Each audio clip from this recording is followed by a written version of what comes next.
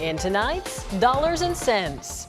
An update on a North Highlands woman who reached out to ABC 10 about her timeshare troubles. She tells me she struggled to keep up with ongoing fees and desperately trying to get out of her timeshare after years of happy memories. Tonight, she's breathing a sigh of relief.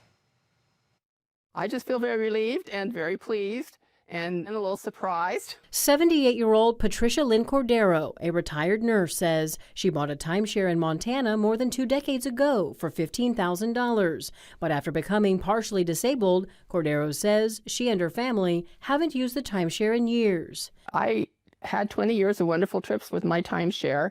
And aside from the ongoing maintenance fees and the no exit strategy, it was good. But those really do bag you down. She hoped to unload the timeshare and the thousands of dollars in annual fees that come with it. I watched one of your shows, and at the end, you often say, if you need help, give me a call. Well, I did that one day. I was so surprised when you called back, and I knew it was your voice.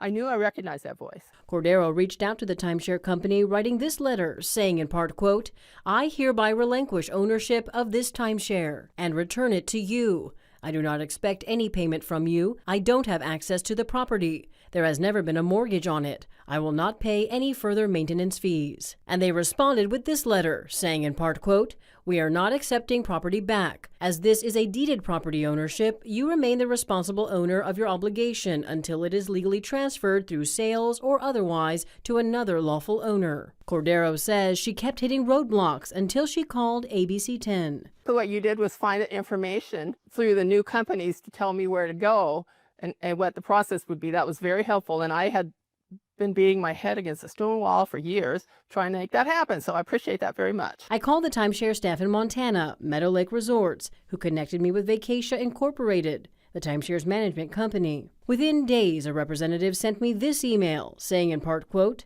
"Meadow Lake is sorry to hear Ms. Cordeiro is experiencing a hardship and is no longer able to travel or use her timeshare.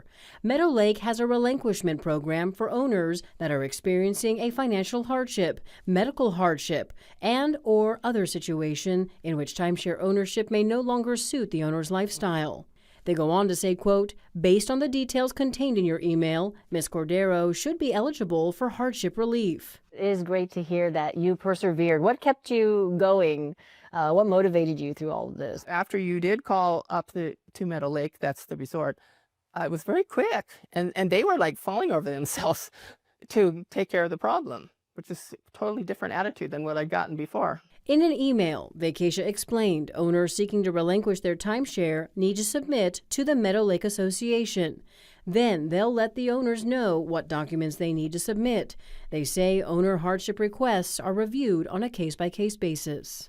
Cordeiro shared with us the new deed and an email from Vacatia confirming she no longer has financial obligation to the association. Well, everybody has been very cooperative and helpful. So thank you very much. I appreciate that.